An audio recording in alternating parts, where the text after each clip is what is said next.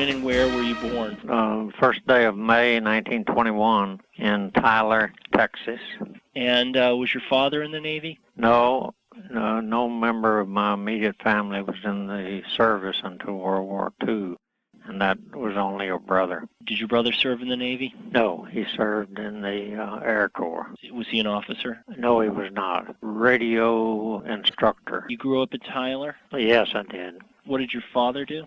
My father was in the wholesale grocery and produce company. And you went to schools in Tyler? I went through grammar school, through high school, through junior college in Tyler. Were you a good student? Yes, I made good grades. Were you an athlete? Yes, tennis and football. Varsity? Yes. Did you fly as a child? I had one flight before I went to the Naval Academy. I think I was in junior college. A friend who owned a Cub or something of the kind. How did you end up at the Naval Academy? Lindley Beckworth, a congressman from my district. I had applied in 1939 for either West Point or Naval Academy and took the competitive exams and ended up as a first alternate for both institutions. So it worked out that both of the principals were disqualified when they got to West Point and Annapolis, one physically and one motivationally. So I called to see if I could report, and they said, no, we'd taken all we're going to take this year. I thought that I would be automatic for the next year, but I had to take another competitive exam, and I got the principal for the Naval Academy. I never saw the results of the testing, so I don't know exactly how that was handled. You graduated in the class of 44, but you graduated on 9 June 1943, accelerated due to World War II?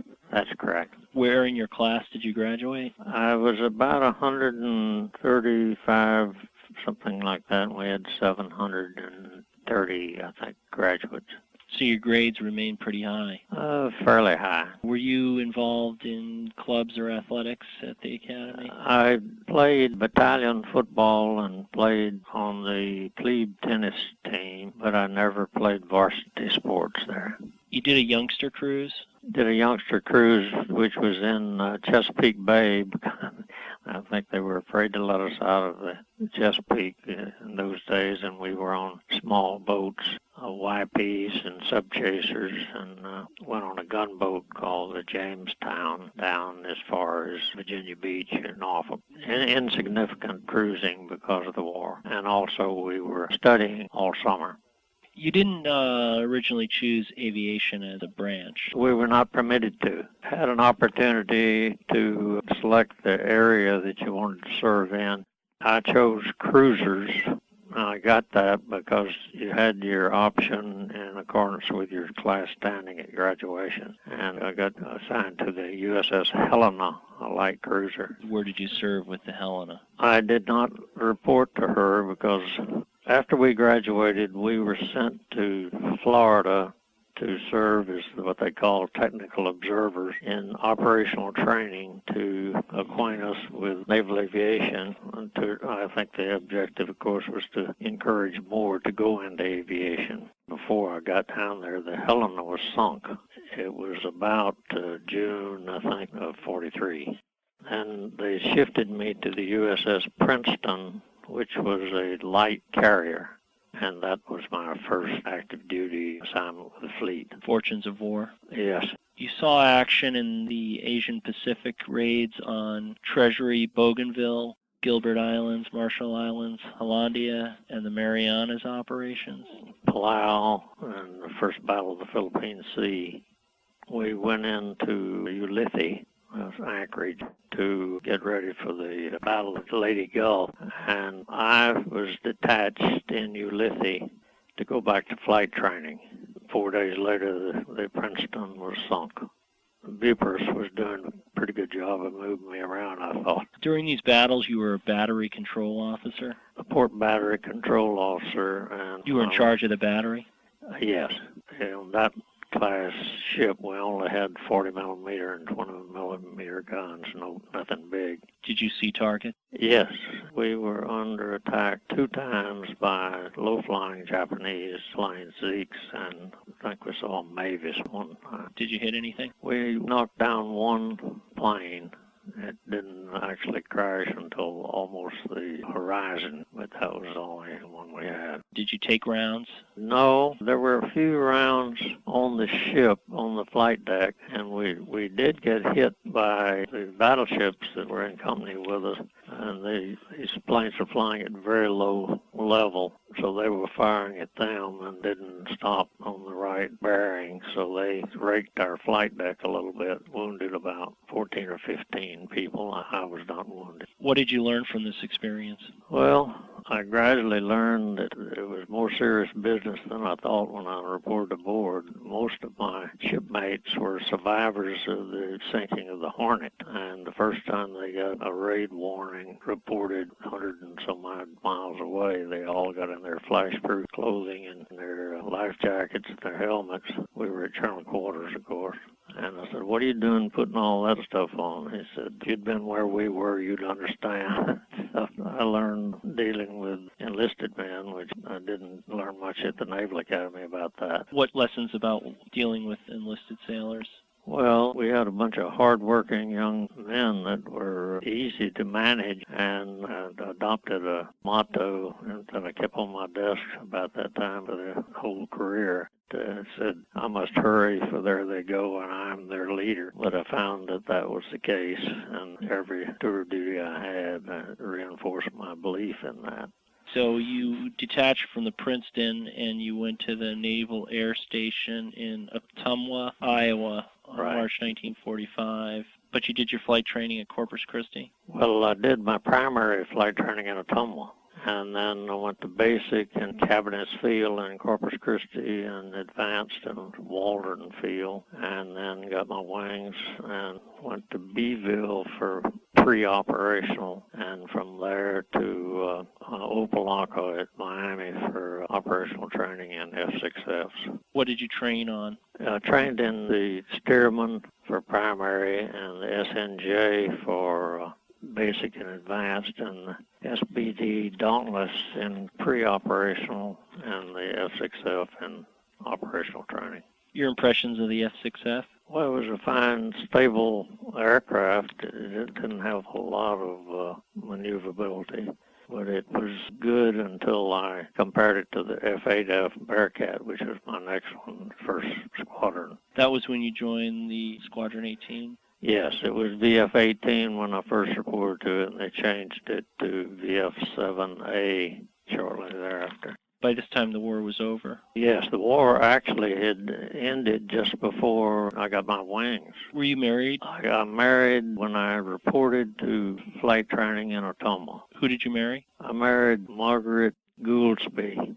Her nickname was Boot. Who was she? She was from Macon, Georgia, the daughter of a doctor. We were divorced in 1962.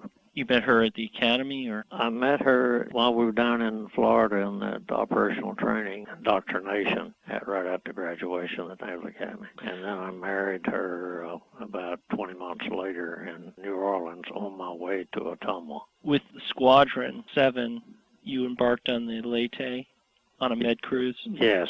I called her on shakedown cruise. They had already completed their qualification landings for the new pilots, and it turned out that aboard the Princeton I was qualified as officer of the deck underway, and the lady had no one qualified as officer of the deck except the navigator himself. So they slapped me into the officer of the deck business, and it wasn't until the end of the shakedown cruise that I finally got qualified aboard in the Bearcat.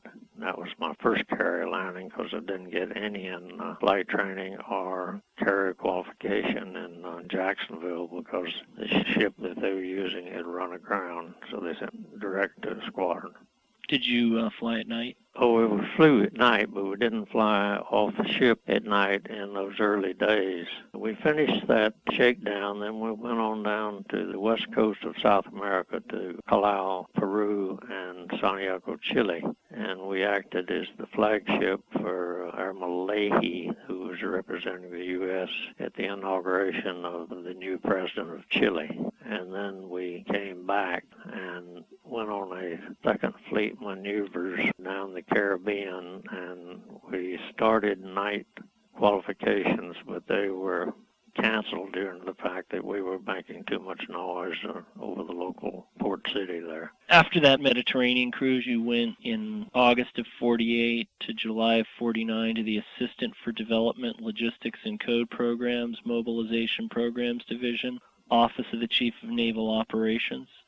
Yes, I was mobilization plans, and I had the JCS, was just really getting up to speed, and I had a collateral duty of being the action officer on all JCS papers that came to OPO 5. I was there on duty from 46 to 48. And then from there, I guess it was July 49, you became the flag lieutenant to the commander, Fleet Air Jacksonville. That's correct. That's the time that I got involved in that revolt of the admirals. Working directly for Burke? I was working for a conglomerate. They were using Burke's office as the center of activity. But Admiral Mobus, who was up 50 at that time, there was a guy, and the vice admiral that had R&D, not an aviator. What were you working on specifically? I was working specifically on the question revolving around the B-36 cost and effectiveness and predominance, which, of course, was being trumpeted by the Air Force. Did you have a personal view on this, or were you mainly trying to... Well, I had a personal view in that there wasn't any doubt, but the Secretary of Defense, Louis Johnson, backed by President Truman, were intent on eliminating naval aviation and marine aviation. And their plan was, when they came into office, we had about 23 aircraft carriers still active. And their plan was to bring the Navy down to 3 carriers. And it mostly revolved around their complete dedication to strategic air instead of tactical air. And it also took a lot of money to move into the B-36 and the B-47 procurement programs. So there wasn't much left for Marine or Navy air. And that's what caused the admirals to stand up and say that we can't cut like you're telling us to cut. So, in my personal opinion, I think this is backed up by a lot of the historians. What occurred in the appearance before the House Armed Services Committee with Carl Vinson and company, naval aviation and marine aviation were saved by what Admiral Radford and Admiral John Dale Price did before the committee with the help of our staffing that about 8 of us had done to back up their presentations. In June of 46, you left that job as flag at Naval Air Station Miami. In September of 1951, you became the maintenance officer with VF-62 based on Coral Sea. That was later.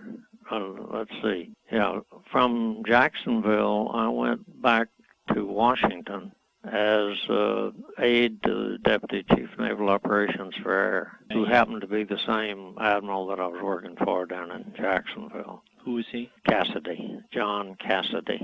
Did you enjoy that job? Very much, because he was quite an impressive senior officer, and he did so much for me, and I was supposed to be his